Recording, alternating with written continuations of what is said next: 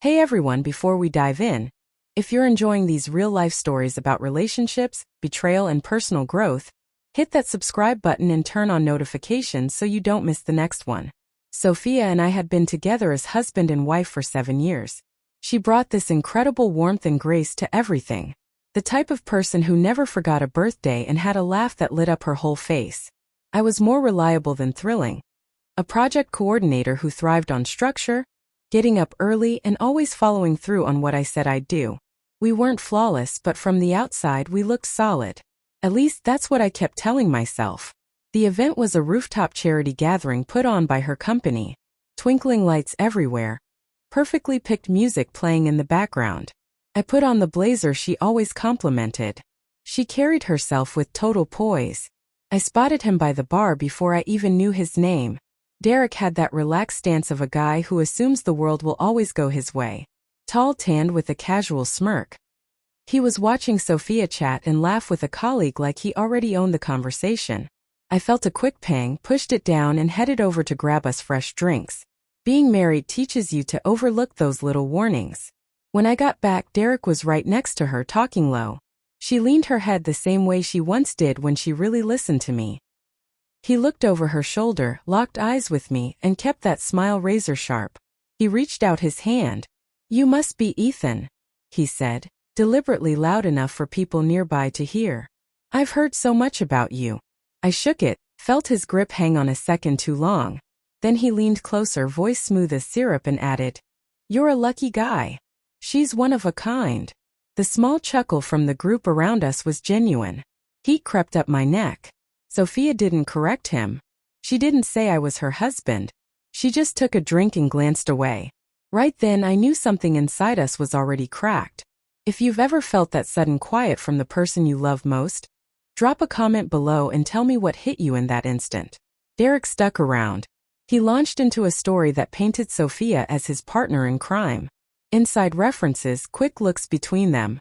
He bumped past me twice, each time dropping a comment just pointed enough to cut.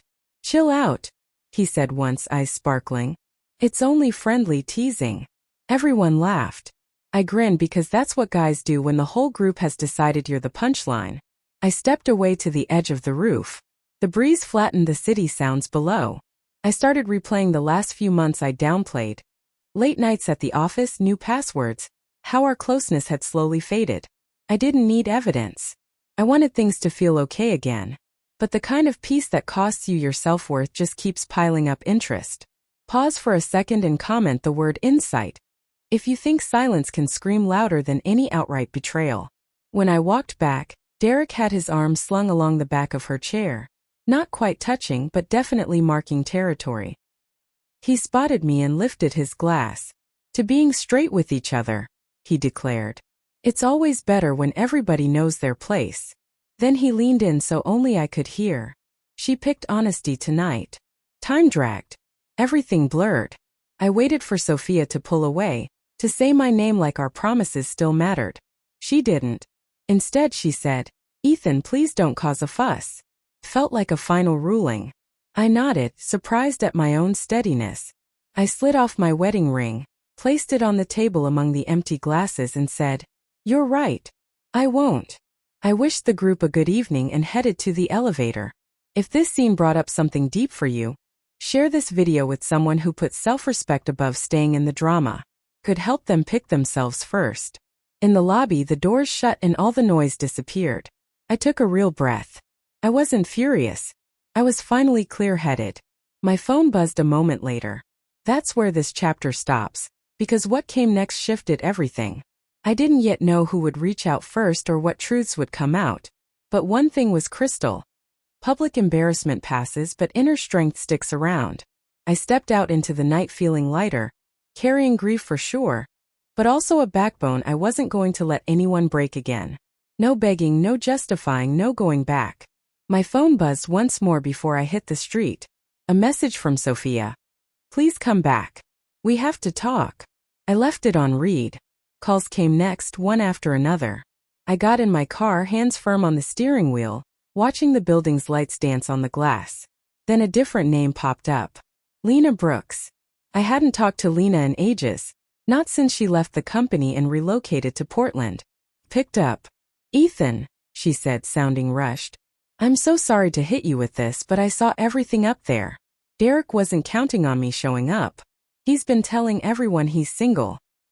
He's been saying that to anybody who'll listen. Her tone sharpened. You're not imagining things. And you're not the only one. The city fell silent again. I thanked her, hung up, and felt the final bit of uncertainty break. Not anger, pure relief. The kind you get when facts finally stop bargaining with your heart. If you think truth doesn't have to be loud, just perfectly timed, comment below what ultimately convinces you. Hard proof or the pattern you've been ignoring.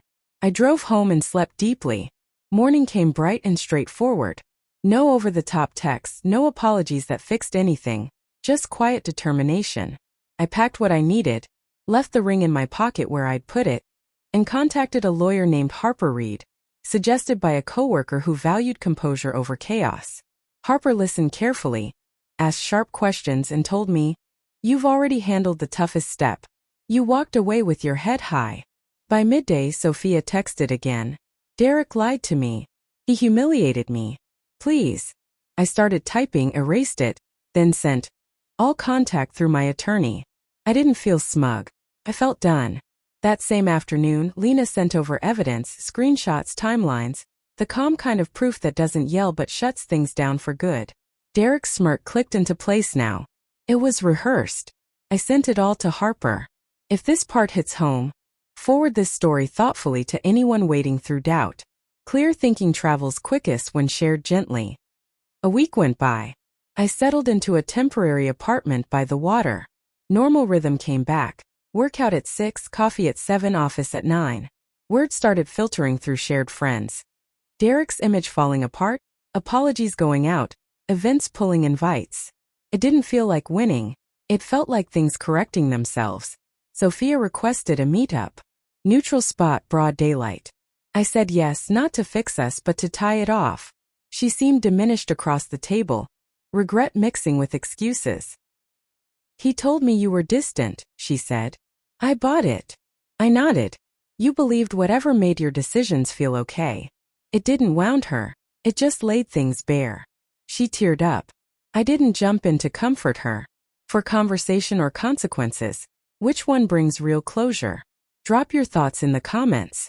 We signed the documents without fanfare. Fair, straightforward, over. I stepped outside into pale winter sunlight and felt a quiet pride. The solid, lasting kind.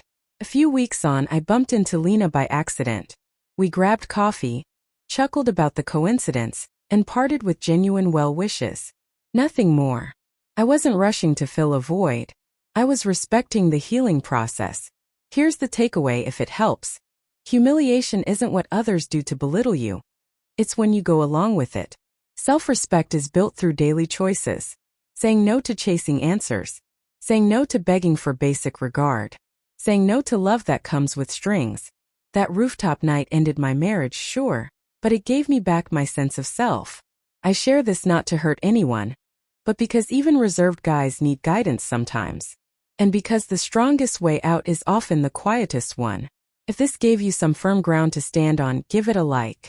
Comment with the one line you'll never let anyone cross again.